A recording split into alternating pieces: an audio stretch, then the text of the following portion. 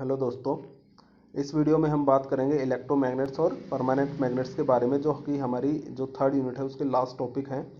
इसके बाद ये यूनिट जो है हमारी वो ख़त्म हो जाएगी। तो आइए देखते हैं इलेक्ट्रोमैग्नेट क्या होते हैं। The ferromagnetic material which have very low hysteresis loop area, low value of coercivity और हाई वैल्यू ऑफ परमियाबिलिटी और and retentivity are used in the manufacturing of electromagnet. जो कि जितनी भी क्वांटिटी मैंने यहाँ पे अभी पढ़ी है वो सारी की सारी हम पहले डिस्कस कर चुके हैं। लास्ट वीडियो आप देख सकते हैं, तो उसमें ये सारी की सारी क्वांटिटीज़ हम डिस्कस कर चुके हैं। The ferromagnetic material which have very low value, low hysteresis loop area, यानी हिस्टैरिसीस कार का जो एरिया है जिसका काफ़ी कम हो, लो वैल्यू ऑफ कोरेसिविटी, जो कोरेसिविटी है उसकी वैल्यू भी काफ़ी कम हो, और high value of permeability high हो एंड रिटेंटिविटी, और हाई ही रिटेंटिविटी हो, are used in manufacturing of electromagnet. उनको हम इलेक्ट्रोमैग्नेट बनाने में यूज़ करते हैं। Soft iron and mu metal आपका जो है ये कॉम्बिनेशन होता है अलॉय ऑफ 60% निकिल। ये अलॉय होता है 60%, जिसमें 76% निकिल होता है, 17% iron and 4% copper and 3% chromium. तो ये अलॉय होता है निकिल का, आयरन का, कॉपर एंड क्रोमियम का मिक्सचर होता है, जिसको हम म्यू मेटल बोलते हैं। तो एक तो म्यू मेटल और सॉफ्ट आयरन दोनों हमारे इलेक्ट्रोमैग्नेट बनाने में काम आते हैं, are suitable material for designing electromagnets. The large number of tons of insulated copper wire which wound over soft iron material gives the electromagnet as shown in figure। तो यहाँ पे जो मटेरियल है आपके पास ये सॉफ्ट आयरन है बच्चों। इस पे अगर हम जो कॉपर वायर हैं, इंसुलेटेड कॉपर वायर हैं, उनको हम इस तरह से रैप कर देते हैं। या आपका बार की फॉर्म में भी आप ले सकते हो और इसको यू शेप भी ले सकते हो। इस तरह से भी हम इसके ऊपर इसको रैप कर सकते हैं। और जैसे ही हम करंट फ्लो करवाएंगे इस सोलेनोइड के अंदर, तो यहाँ पे जो भी मटेरियल आपने लिया है जिसके ऊपर ये रैप की है वायर, वो आपका एज ए मैग्नेट बिहेव करने लग जाएगा। Electromagnet are used in lifting machines. Electromagnet की जो एप्लीकेशन है उसमें हम इनको मशीन्स को उठाने में यूज़ कर सकते हैं। Relays, controllers, circuit breaker, electric bell, electric valve आएगा यहाँ पे बच्चों, loud speaker, telephone, transformer, generators, motors, brakes, etc. तो यहाँ पे बहुत सारी इसकी एप्लीकेशंस है, काफ़ी सारी जगह पे हम इलेक्ट्रोमैग्नेट्स का यूज़ करते हैं। Factor affecting the strength of electromagnet. तो जो इलेक्ट्रोमैग्नेट हमने बनाया है उसकी स्ट्रेंथ को कौन कौन से फैक्टर अफेक्ट करते हैं ये वो देख लेते हैं। Number 1, number of turns per unit length of solenoid, यानी जो वायर आपने इसके ऊपर रैप की है, ये आपके पास सॉफ्ट आयरन या म्यू मेटल है।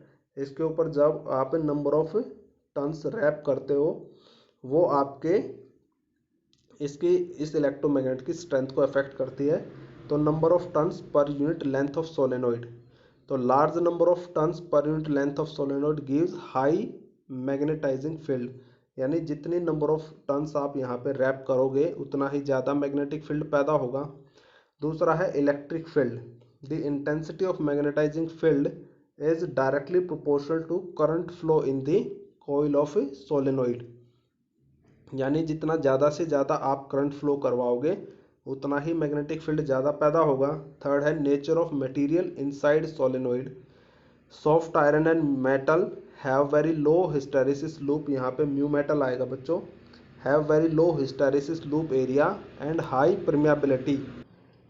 Permeability which are suitable material for electromagnet. यानी सॉफ्ट आयरन और म्यू मेटल जो हम पहले ही डिस्कस कर चुके हैं, उनकी उनकी कैरेक्टरिस्टिक हम पढ़ चुके हैं, तो वहीं आपकी इलेक्ट्रोमैग्नेट बनाने में काम आती है। तो नेचर यानी मटेरियल आपने कौन सा लिया है वो जो यहाँ पे मैग्नेटिक फील्ड पैदा होगा उसकी स्ट्रेंथ को अफेक्ट करेगा।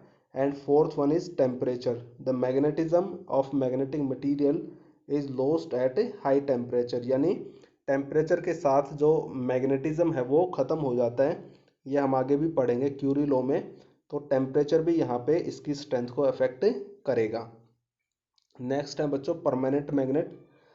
तो परमानेंट मैग्नेट क्या होते हैं? The ferromagnetic material which have large value of hysteresis loop area, यानी जिसका हिस्टैरिसीस लूप एरिया, ये लास्ट वीडियो जो हमने की थी उसमें हमने सॉफ्ट आयरन और स्टील की हिस्टैरिसीस कारों को डिस्कस किया था। और वहाँ पे बताया था कि जो सॉफ्ट आयरन है उसको हम इलेक्ट्रोमैग्नेट बनाने में यूज़ करते हैं, जबकि जो स्टील है उसको परमानेंट मैग्नेट बनाने में यूज़ करते हैं। तो स्टील का जो हिस्टैरिसीस लूप एरिया था वो काफ़ी ज़्यादा था सॉफ्ट आयरन से। तो यहाँ पे the ferromagnetic material which have large value of hysteresis loop area, दूसरा large value of retentivity and coercivity are used in manufacturing of permanent magnet. तो इनको हम परमानेंट मैग्नेट बनाने में यूज़ करते हैं। Many material generally alloy are used to make permanent magnet. Generally जो alloy होते हैं बच्चों, उनको ही हम परमानेंट मैग्नेट बनाने में यूज़ करते हैं। सबसे पहले है जैसे alnico steel, the alloy of 54% iron, 18% निकल, 12% cobalt, 10% aluminium and 6% copper gives alnico steel. तो एल्निको स्टील जो है फर्स्ट आपका वो यूज़ होता है परमानेंट मैग्नेट बनाने में। नेक्स्ट है cobalt steel, the alloy of cobalt, tungsten, carbon and iron gives cobalt steel. तो कोबाल्ट स्टील को हम यूज़ करते हैं। तीसरा है ticonal steel, the alloy of tin, cobalt, nickel and aluminium gives ticonal steel. The magnet which retain the magnetism for long time are called permanent magnet. तो last video में भी हमने डिस्कस किया था कि जो स्टील है आपका, उसका जो उसकी केस में जो कोरेसिविटी है, अपोजिट डायरेक्शन का जो मैग्नेटिक फील्ड होता है कोरेसिविटी, उसकी वैल्यू काफ़ी ज़्यादा होती है। और वो क्यों होती है ये हमने लास्ट वीडियो में डिस्कस किया था, और इस वजह से ये परमानेंट मैग्नेट बनाने में यूज़ किया जाता है। तो इस तरह से हमने डिस्कस किया यहाँ पे इलेक्ट्रोमैग्नेट्स को और परमानेंट मैग्नेट्स को। Last one is Curie law. तो क्यूरी जो साइंटिस्ट थे उन्होंने लॉ दिया था यहाँ पे पैरामैग्नेटिज्म के बारे में। तो वो लॉ क्या है वो भी हम पढ़ लेते हैं बच्चों। It states that the magnetic susceptibility of ferromagnetic substances is inversely proportional to its temperature. यानी जो ससेप्टिबिलिटी होती है फेरोमैग्नेटिक सब्सटेंसेस की, वो इन्वर्सली प्रोपोर्शनल होती है टेम्परेचर के। यानी टेम्परेचर अगर आप इंक्रीज करते हो तो जो ससेप्टिबिलिटी है वो डिक्रीज कर जाएगी। तो यहाँ पे और जाई जो इसलिए हम लिख सकते हैं जो जाई एम होगा वो इन्वर्सली प्रोपोर्शनल टू टी होगा, और जाई M is equal to C by T. तो सी जो है यहाँ पे कॉन्स्टेंट है and is called Curie temperature और क्यूरी पॉइंट। तो इसी को हम क्यूरी टेम्परेचर या क्यूरी पॉइंट बोल देते हैं बच्चों। और जाई एम जो है वो एम बाई एच के इक्वल होता है, ये हम पहले डिस्कस कर चुके हैं। तो इसलिए हम यहाँ पे ये पुट करेंगे। तो एम की वैल्यू जो है, यानी एम जो है वो आपके पास होती है इंटेंसिटी ऑफ मैग्नेटाइजेशन। तो एम जो है वो सी एच बाई टी के इक्वल आ जाएगा यहाँ पे। तो यहाँ से हमने ऑब्जर्व किया कि जो एम है यानी इंटेंसिटी ऑफ मैग्नेटाइजेशन है वो इन्वर्सली प्रोपोर्शनल टू टी होती है। तो यहाँ पे यही बोलते हैं बच्चों कि जो फेरोमैग्नेटिक मटेरियल होते हैं वो हाईली मैग्नेटाइज्ड होते हैं, बट अगर वहाँ पे हम उनका टेम्परेचर इंक्रीज कर देते हैं तो उनका जो मैग्नेटिज्म है वो अपना लॉस कर देते हैं, और फेरोमैग्नेटिक जो है वो पैरामैग्नेटिक में कन्वर्ट हो जाता है। यानी जैसे ही मैं, क्योंकि जो फेरोमैग्नेट है वो हाईली मैग्नेटाइज्ड होते हैं, पैरामैग्नेटिक उनसे कम मैग्नेटाइज्ड होते हैं। तो फेरोमैग्नेटिक जो है वो स्ट्रॉन्ग होते हैं सबसे, बट अगर वहाँ पे टेम्परेचर उनका इंक्रीज कर जाएगा तो वो अपने मैग्नेटिज्म का लॉस कर देंगे और पैरामैग्नेटिक में कन्वर्ट हो जाते हैं।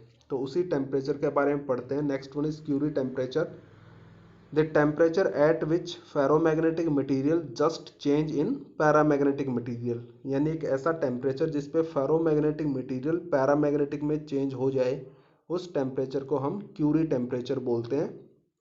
क्योंकि फेरोमैग्नेटिक तो सुपर होते हैं बच्चों, वो हाईली मैग्नेटाइज्ड होते हैं, बट अगर हम उनका टेम्परेचर इंक्रीज करेंगे तो वो अपना मैग्नेटिज्म लूज कर देंगे और पैरामैग्नेटिक में कन्वर्ट हो जाएंगे। Curie temperature for some ferromagnetic material. तो कुछ मटेरियल मैंने यहाँ पे लिए हैं जिनका क्यूरी टेम्परेचर मैं यहाँ पे बता रहा हूँ। जैसे गैडोलीनियम है, इसका क्यूरी टेम्परेचर होता है 315 केल्विन, 315 केल्विन। निकल ये भी फेरोमैग्नेटिक होता है और इसका क्यूरी टेम्परेचर होता है 627, 627 kelvin. Iron oxide 890 kelvin, iron का होता है 1043 केल्विन, और कोबाल्ट जो है उसका होता है 1395 केल्विन। तो ये आपके कुछ फेरोमैग्नेटिक मटेरियल्स हैं जिनका क्यूरी टेम्परेचर मैंने यहाँ पे बताया है। यानी अगर आप इनका टेम्परेचर इंक्रीज करते हो और इस टेम्परेचर तक आप ये टेम्परेचर मेंटेन कर देते हो, लेके आ जाते हो, तो ये अपनी फेरोमैग्नेटिज्म की जो कैरेक्टरिस्टिक्स होती हैं उनको लूज़ कर देंगे और पैरामैग्नेटिक में कन्वर्ट हो जाएंगे। तो इसी के साथ बच्चों थर्ड यूनिट हमारी यहाँ पे कंप्लीट होती है। Thank you.